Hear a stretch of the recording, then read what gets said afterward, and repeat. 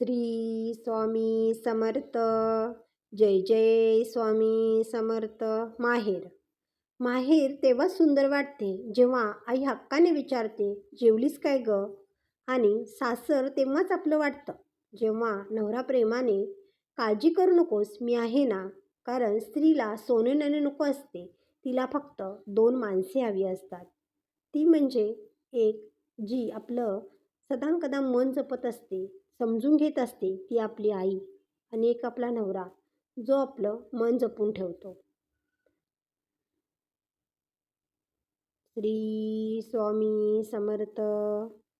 तुम्हाला हे माहेरविषयीचे 4 शब्द कसे वाटले ते कमेंट्स करून नक्की सांगा.